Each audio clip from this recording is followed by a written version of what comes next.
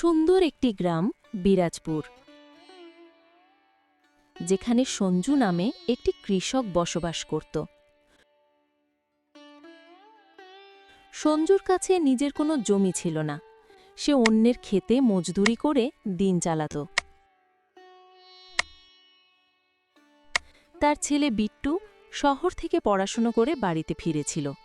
সঞ্জু তার ছেলেকে অনেক ভালোবাসত, কিন্তু তার দরিদ্রতা সব সময় যেন তাকে বাধা দিত। বাবা বিট্টু, তুই শহর থেকে পড়াশোনা করে এসেছিস। আমার ইচ্ছে ছিল তোর জন্য ভালো কিছু করার, তোকে ভালো মন্দ খাওয়ানোর, কিন্তু এবছর কোনো কাজই পেলাম না। বাবা, তুমি চিন্তা কেন করছো? আমি তো এসে গিয়েছি। আমরা পরিশ্রম করে আমাদের সময় বদলাবো। তুমি শুধু নিজের ওপর ভরসা রাখো। হ্যাঁ বাবা, ভরসার জোরেই তো চলছি, কিন্তু কি করব বল? চাষের জমি না থাকলে একটি চাষি তো অকেজো। শুনেছি জমিদার মশাই তার বাড়তি জমি ভাড়া দিচ্ছে, তবে শুনেছি তিনি খুব কঠিন শর্ত দেন।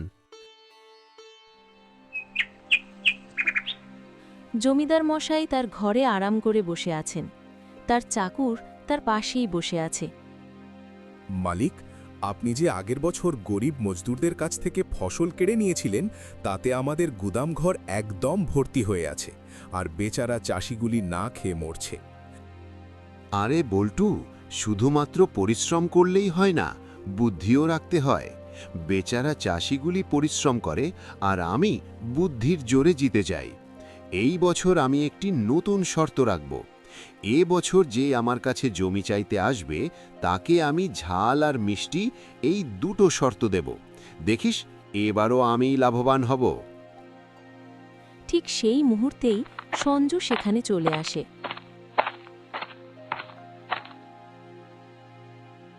প্রণাম জমিদার মশাই। আরে সঞ্জু, আয় আয়, তুই হঠাৎ এসেছিস। কি জমি চাই নাকি তোর?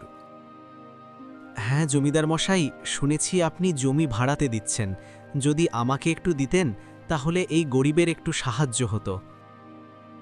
জমি তো পেয়ে যাবি সঞ্জু, তবে আমার শর্ত তুই মানতে পারবি তো? হ্যাঁ মালিক, আমি আমার পরিবারে মুখে খাবার জোগানোর জন্য যে কোনো শর্ত নিতে রাজি। বাহ, খুব ভালো। তবে এবার আমি ফসল ভাগ করব না। তাহলে আর কি শর্ত দেবেন আপনি? এবার জমিতে তুই যেটাই চাষ কর, তার মধ্যে মিষ্টি বস্তু আমি নেব, বাকি সব তোর। বল, শর্ত নিবি? মিষ্টি বস্তু আপনি নেবেন আর বাকি সব আমি নেব। ঠিক আছে জমিদার মশাই। সঞ্জু শর্ত মেনে নিল আর সেখান থেকে চলে এলো। সঞ্জু বাড়িতে এলো আর শর্তগুলো বিট্টুকে বলল। আচ্ছা, তাহলে জমিদার মশাই ফসলের মিষ্টি ভাগটা নিয়ে নেবে, আর মিষ্টি বাদে বাকি ভাগটা আমাদের দিয়ে দেবে। তাহলে এখন কি করব আমরা? আমি তো শর্ত মেনে নিয়েছি। বাবা, জমিদার মশাই খুব চালাক। উনি জানেন যে এবার সবাই আখের চাষ করবে, যেটা উনি নিয়ে নেবেন, আর আমরা কিছুই পাবো না। কোনো ব্যাপার না বাবা, জমিদার মশাই যদি ডালে ডালে চলে, তাহলে আমি পাতায় পাতায়। শহর থেকে কিছু তো শিখেছি। জমিদার মশাইকে এবার এমন প্যাচে ফেলবো। তুই কি করবি বাবা? ওনাকে হারানো খুব কঠিন।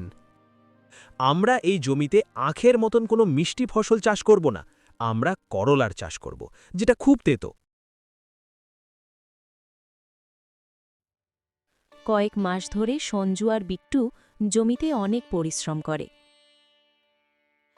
তারা অনেকগুলো করলার চাষ করে। গায়ের লোক অবাক ছিল। কিছুদিনেই ক্ষেত ফসলে ভরে উঠেছিল। জমিদার মশাই আর তার চাকর বল্টু অনেকগুলো আখ অথবা মিষ্টি ফলের আশায় জমি দেখতে আসেন।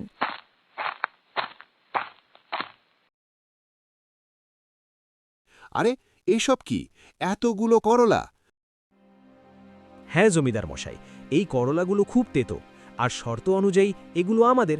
আর এখানে কিছু মিষ্টি খুঁজে পেলে আপনি আপনার ভাগটা নিয়ে যেতে পারেন। মালিক, এখানে তো একটাও মিষ্টি ফসল নেই। তুই আমাকে ঠকিয়েছিস সঞ্জু। আমি করলাগুলো দিয়ে কি করব? জমিদার মশাই, আমরা তো আপনাকে ঠকাইনি, আমরা তো শুধুমাত্র আপনার শর্ত পালন করেছি। জমিদার মশাই রাগে ক্ষোভে মাটিতে পা পটকে সেখান থেকে চলে যায়। আর এদিকে সঞ্জু আর বিট্টু খুব খুশি হয়।